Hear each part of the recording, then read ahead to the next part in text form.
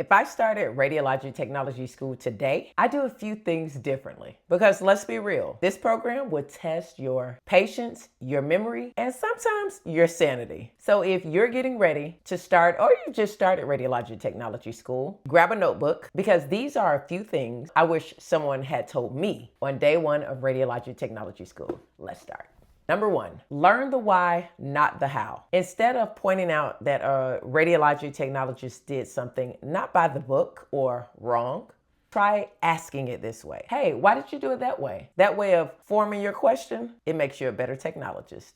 Because there is the book way, as we all know, and then there's the real world way. Now you're gonna learn both, but curiosity gets you respect. Tip 2, sticky notes will save your life. Well, maybe not actual lives, but it's gonna help your GPA. Put sticky notes everywhere.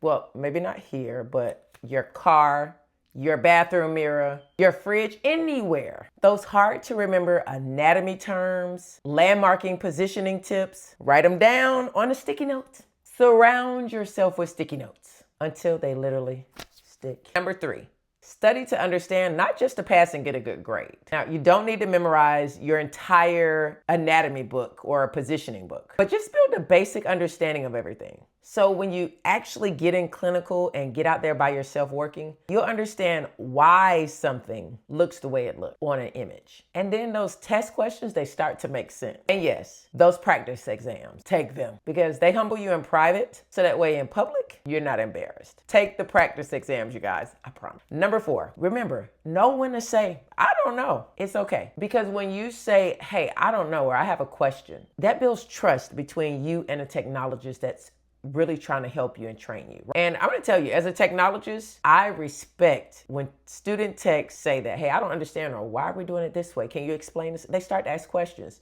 I'm like, if I can explain it, I'm going to explain it to you. If not, I'm going to find the answer for you. That just says so much to me as a technologist helping students. It shows they're teachable. Number 5, before you start your program, enjoy your free time while you can. Before school starts, live your best life, y'all. Live it.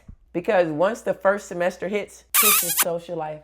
Bye-bye. Literally, you're gonna trade brunch for bones, Netflix for notes, but it's only temporary. Don't say I didn't warn you. Number 6, and this is serious, protect your mental health. The program is rigorous. Don't let anybody on social media tell you it's easy. It's not a breeze. Take care of you. Study hard, yes, but make time for self-care. Go outside, have lunch with friends. Make sure you schedule all of that in, even as a student in a radiology technology program. Check in with yourself often, because burnout does not mean you're weak. It just means you're human, and students get burnt out as well. Now this one is a good one. Number 7, stay professional at all times. Hear me out. And I'm gonna hold your hand when I say this. Give it to me. Put it right there. Got it. You're not gonna get along with every technologist. Just the reality, I'm sorry. I'll let your hand go, but I just had to hold your hand through that. Everybody's not gonna be best friends. You're not gonna like every technologist is not gonna like every student. That's just life. Do not go in with the expectation that every tech should love you because you're a student. They were a student once before. It's just not reality. So when you don't click with certain members of the imaging profession, don't take it personal. Don't take it personal. It's okay. Move on to the next one. There's some other technologists out there that you will click with, that you can work with on a day-to-day basis, that says, come on over here with me. I'll take 2 students. No problem. I'll take 3. Come on, y'all. We'll find something for all of us. There are those techs out there. Don't focus on the one that you just don't click with, because you probably will click with 5 more. And when you don't click with the technologist, remember, always stay professional. Departments are small. The imaging world is small. And now with social media, it's even smaller. Your reputation will follow you more than your GPA. So always stay professional. Number 8, be hands-on and ask questions. I know I said that again, but this time be hands-on along with asking questions. Now, the first few weeks, you're probably gonna be nervous. It's okay. You've never been in this world before. This is all new to you. These terms, everything, the smells, the sounds, everything's coming at you. Observe and help out. You can do those things without knowing what in the world is going on, right? They need a blanket. Go grab a blanket. They need some supplies. Tell me the code or where the supply room is, I'll go get it for you. Get some water for patients. There are things that you can do and observe. There's nothing better than observing. Or if you feel like you want to, and maybe you hadn't covered it or you're not sure, but you've observed enough, jump in. Don't be afraid to jump in. Get in there. Help them move patients over. Be willing to, can I just angle? I don't have to press the button. Can I just angle to see if I got it? I've been observing for a while. I think I got this 45. I would like to try to angle a little bit more. I would like to try to position a patient. I want to put the board behind the patient. I want to do this cross setup for this cross table ladder. I want to set the room up, get it all ready for you for this barium swallow. Jump in there. Even if you've done chest x-rays 100, 1,000 times, do it again. It's your first time. Because every time you do an exam, not just for the comp, it builds confidence in you. Because you're going to say, this patient is different this time. So this is not the same chest. No chest x-ray is the same. Every patient is different and makes that chest x-ray different. So you're going to get better every time. You're going to see things that later on in life, you're going to say, well, I did that before. I got this. I've done 20 wheelchair chest x-rays. I got this. I remember my first wheelchair chest x-ray and I was like, how in the world am I going to get this bar out the middle of, but once I worked through it with the technologist the first time, they had to help me out a lot the first time. I just caved. I couldn't think. By the second time, I didn't need as much help from the technologist. I knew which part of the wheelchair came out. I saw that wheelchair before because every wheelchair is different. Some sidebars don't come out, some backs don't come out. Everyone is different. But the more you do them, you will get different wheelchairs and you will learn, oh, this one comes out this way, or I turn this wheelchair this way. I can scoot this patient up a little bit more. You guys just jump in there and do it. Observe, help out. And when in doubt, ask questions. Curiosity beats cockiness every time. Number 9, treat your clinicals like a job interview.